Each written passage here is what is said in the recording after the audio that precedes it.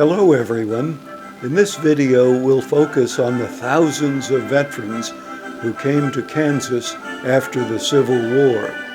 They were attracted by the prospects for free land and also facilitated by rail transportation improvements. Many of them had been wounded in combat. They'd seen extensive battles. Some of them had been held for long periods of time in Confederate jails. They all wanted to start again and enjoy a new life in the Midwest. How many were there? One estimate is that 75,000 ex-soldiers entered the state between 1865 and 1870. But an 1889 census of veterans done by the Kansas Adjutant General's Office found only 28,000 Union veterans living in Kansas. 151 of these chose to live in Chase County in the beautiful Flint Hills. They came mainly from the upper Midwest. The states of Indiana, Ohio, and Illinois led the list. The new arrivals included foreign-born soldiers from Britain, France, Germany, and Ireland. There may have been many more. A survey by Chase County's township assessors in 1883 found 291 former soldiers and sailors living in the county. The Chase County Leader newspaper boasted that there were more old soldiers in Chase County as a percent of the population than any other county in Kansas. But census data for the period show that neighboring counties also had high numbers of Civil War veterans. The arriving veterans had a lasting impact on communities and government. They held many elective offices. 11 of the first dozen governors elected after the Civil War served in the Union Army. The same pattern applied to Chase County, where most of the commissioners and sheriffs had military service. Veterans of the Civil War soon began organizing posts of the Grand Army of the Republic, abbreviated as the G.A.R. At first, the G.A.R. had been a vehicle for the Republican Party to elect Ulysses S. Grant president. In Kansas, there were only 193 G.A.R. members in 1879. But by 1890, the Kansas G.A.R. had grown to some 20,000 members with over 500 posts. Newspapers claimed that the great soldier state, as Kansas was known, had more Civil War veterans in the G.A.R. per capita than any other state. The G.A.R. soon became an instrument for advancing the desire of veterans for pensions and health care. Among their successes in Kansas, the Leavenworth Home for Disabled Volunteer Soldiers, established in 1885, and the Kansas Soldiers' Home at Fort Dodge, established in 1890. The continuing strength of the Grand Army of the Republic in state politics was manifest with the construction of the Memorial Hall in Topeka to the memory of Civil War soldiers. It was dedicated in May 1914. 5,000 veterans attended. In Chase County, 4 G.A.R. posts were organized. The first was the John W. G.A.R. post in Cottonwood Falls, established in 1882. Veterans in the Elmdale area formed the U.S. Grant Post. The C.C. Miser Post in Toledo-Saffordville was organized in 1886. Finally, veterans in the Strong City area launched the McDonald Post in 1888. The 4 posts had about 160 members altogether. A few Chase County residents found it convenient to join posts in neighboring Morris, Lyon, and Marion counties. Enthusiasm for reunions and encampments ran strong among Civil War veterans. In September 1881, Chase County sent 125 ex-soldiers and sailors to the first G.A.R. encampment in Topeka. It was held in conjunction with the state fair. The Santa Fe Railroad gave the veterans an attractive discount, charging only 1 cent per mile. According to one newspaper, 10,000 veterans came to the reunion. Another reported that 15,000 attended a dinner. Some of the hungry veterans may have returned for second helpings and been counted twice. During the early years of the Chase County G.A.R., leaders emerged from newcomers who arrived in the 1870s and early 1880s. Several came from Ohio. Judge Caleb Cope Whitson, who had served with the Ohio Infantry, was the first commander of the Cottonwood Falls Post. Sergeant James M. Rose, another Ohio veteran, organized the Elmdale Post. He had been severely wounded at the Battle of Chickamauga in Georgia. Benjamin H. Chadwick, a naval officer who served with the famed Admiral David Farragut in New Orleans and Mobile Bay, succeeded him. Chadwick had been an officer on the ironclad monitor Weehawken when it sank off Charleston Harbor in 1863. He floated for 4 hours in the Atlantic before being rescued. By the way, Admiral Farragut is long remembered for his order at Mobile Bay, "Damn the torpedoes, full speed ahead." A third Ohioan, James Henry Harvey, helped organize the Toledo-Saffordville Post and became its commander. He had been involved in fierce fighting during General Sherman's march across Georgia. Colonel Benjamin Harrison, later President Harrison, led Harvey's regiment in battles near Atlanta. In 1932, Harvey was elected Kansas State Commander of the G.A.R. Harvey was not the only resident of Chase County to serve as state commander. William A. Morgan, the publisher of the Chase County Leader, was the first. In 1908, he won a vigorous campaign to be state commander. Morgan had previously been elected Kansas commander of the Military Order of the Loyal Legion, a group of former officers in the Union Army and Navy. The first commander of the Strong City Post was Charles Mall from Indiana. Mall also had combat experience on General Sherman's march to Atlanta. Later, he was a merchant and the first mayor of Strong City. He is buried in the Strong Township Cemetery. G.A.R. veterans were active and visible in Chase County for more than 40 years after the Civil War. They erected headstones for their deceased colleagues and decorated graves on Decoration Day, later known as Memorial Day. They also paraded on the 4th of July, usually led by the tall Aaron Watson wearing his Billy Lyons cap. In addition, the veterans attended numerous state and regional encampments. A crowning achievement for the Elmdale Post was construction of an elaborate 18-foot limestone monument, topped by a cannonball to honor deceased heroes of the Civil War. It was dedicated on Decoration Day, 1898. By the next Decoration Day in 1899, after the Spanish-American War, there was evidence of reconciliation in Chase County.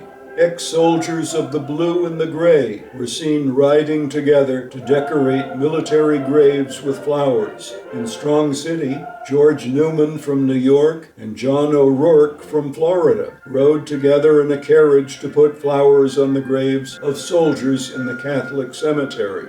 Two veterans who were once fighting each other stood together, honoring all those who had fought in the Civil War.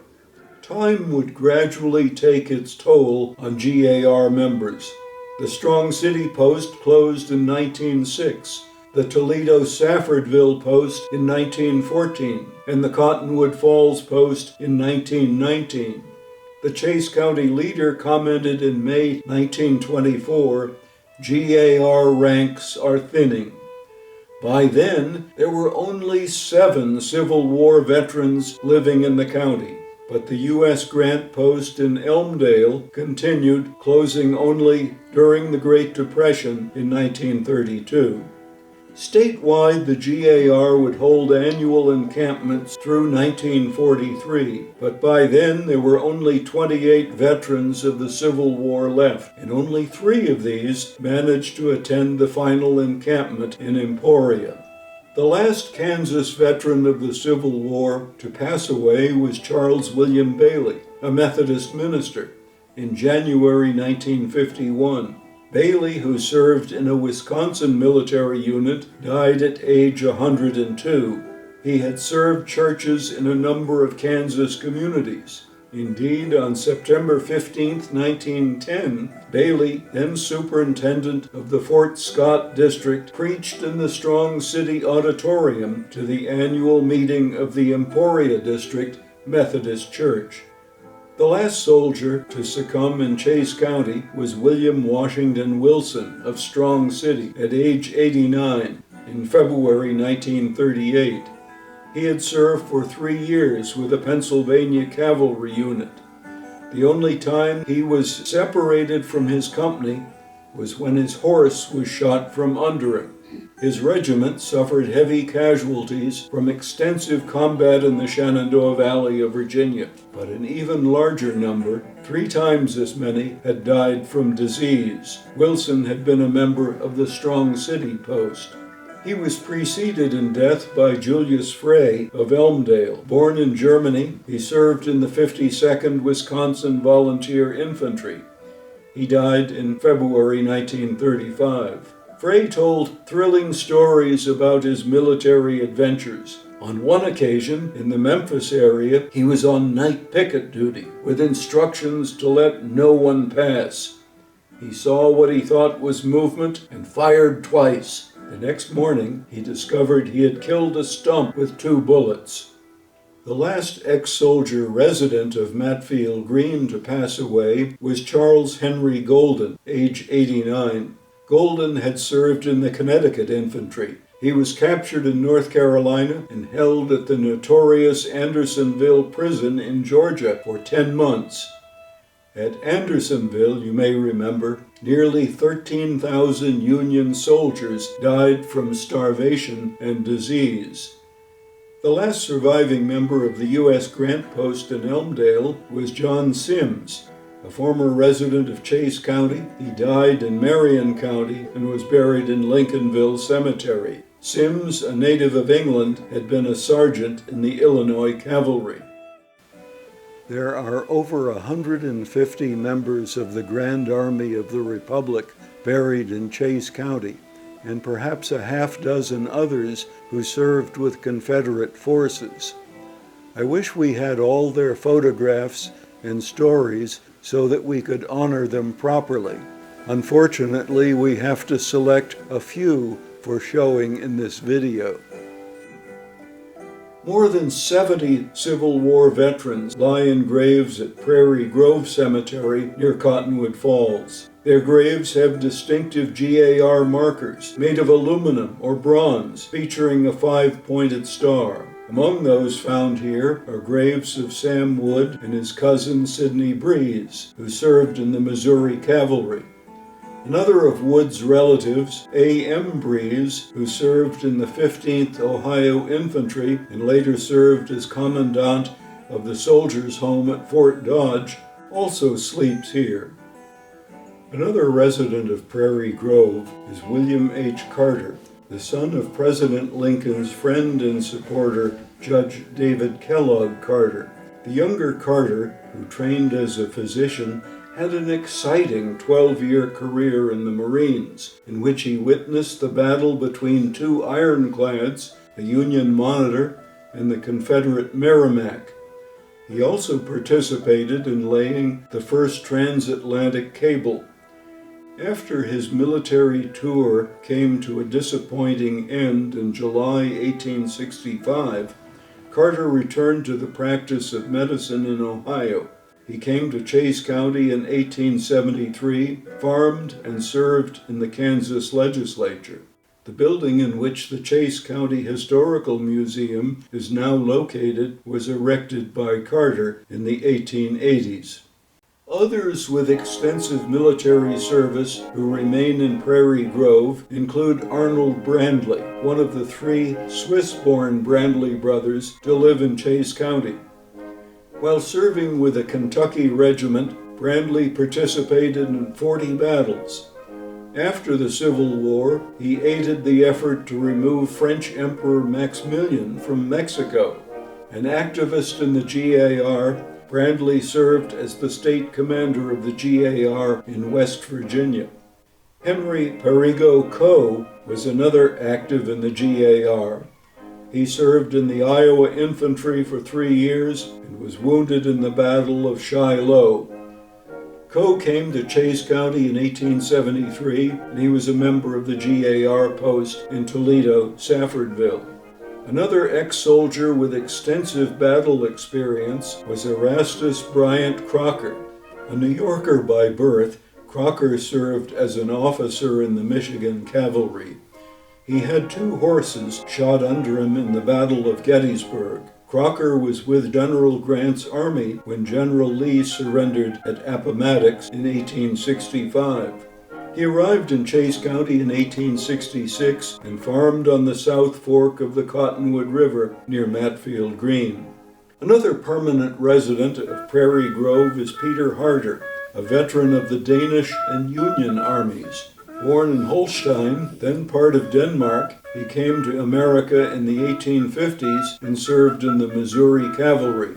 A bugler, he had a reputation as one of the best in the Union Army. Peter delighted in performing in Chase County. From his home on Spring Creek, his periodic bugle calls to the boys could be heard 3 miles away in Cottonwood Falls.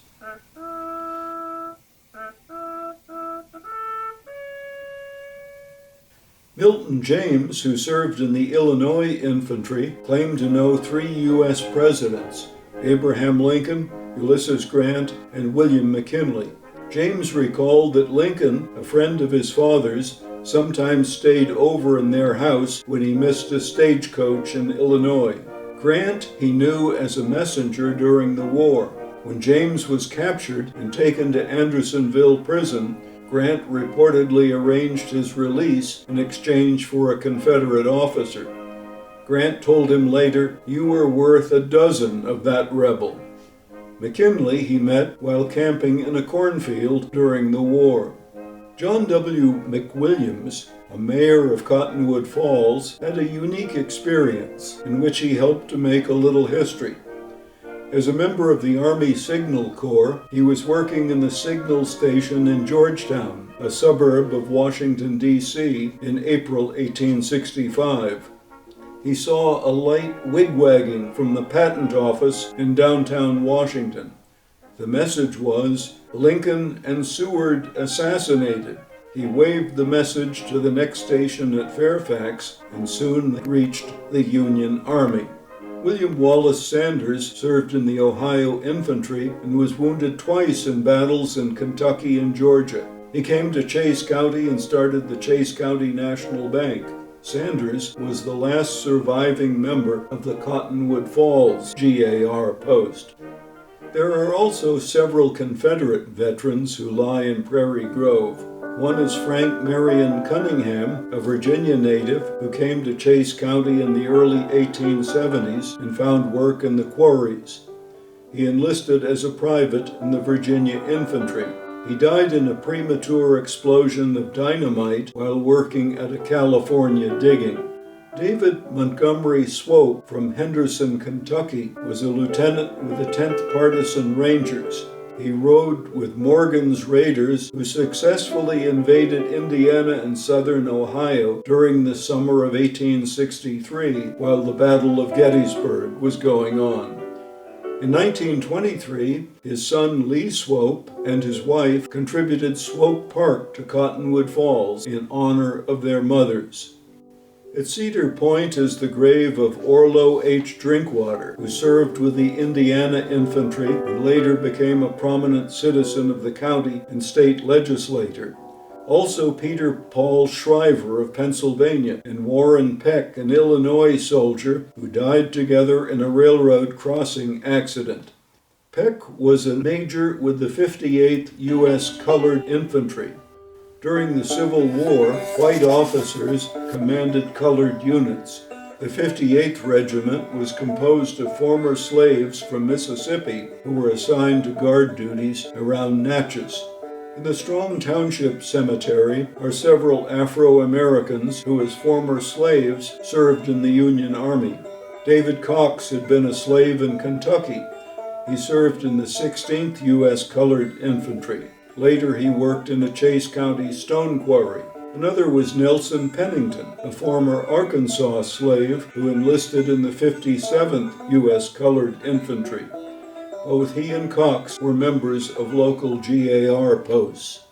Others with notable service records include Thomas Glenn Vinson, who served with the 6th Iowa Volunteer Infantry. He had been wounded in the Atlanta campaign and is buried in Strong Township Cemetery. Another was Barney Carlin, an Irish immigrant who served in the Illinois Infantry. He was known to his fellow soldiers as Halleck for challenging General Henry Halleck while he, Carlin, was on guard duty. It seems that the old general making his rounds did not know the countersign. Carlin is buried in St. Anthony's Cemetery. Several natives of France also reside in St. Anthony's. Joseph Livery, a soldier born in France, enlisted at age 16 in the Ohio Artillery. He was badly wounded in battles at Gettysburg and Chancellorsville.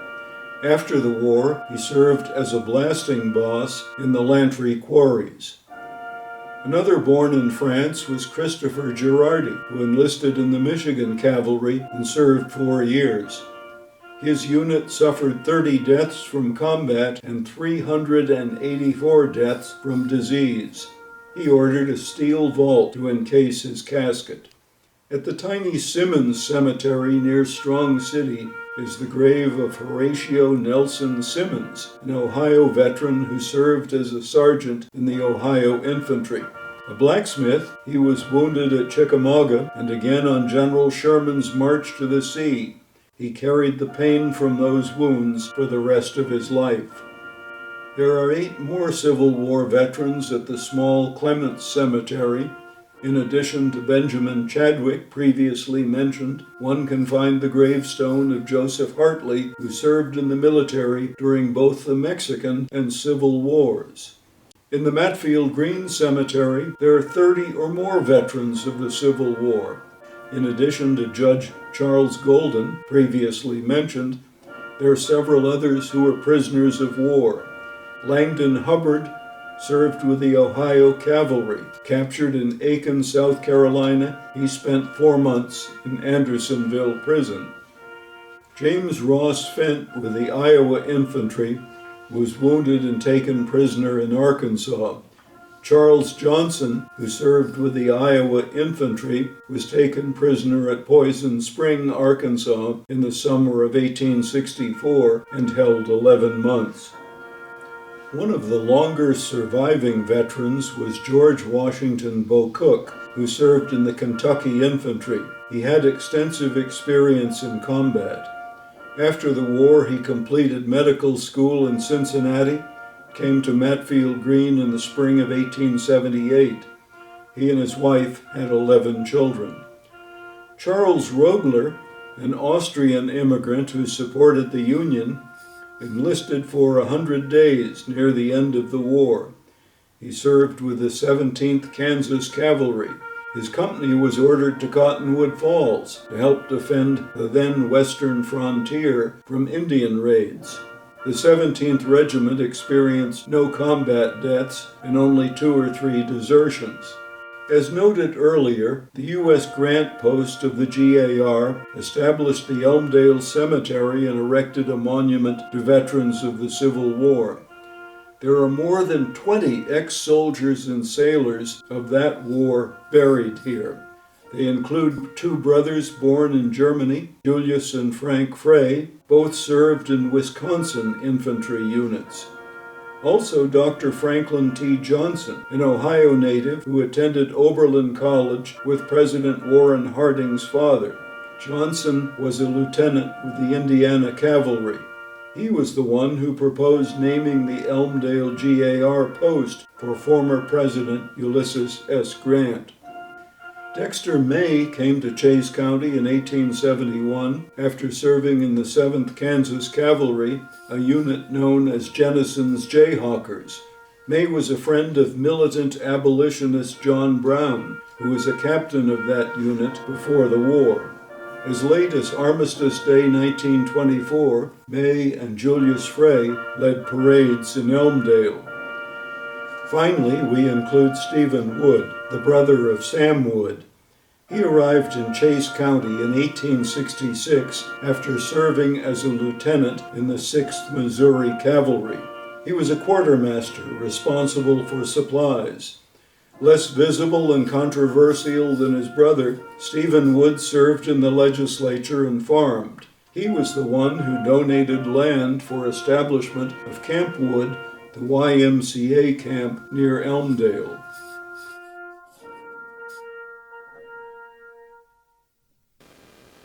One might conclude our discussion today with this observation. The thousands of Civil War veterans who came to Kansas after the Civil War helped shape the state's political, economic, and social life for several generations. They did the same to the nation as a whole.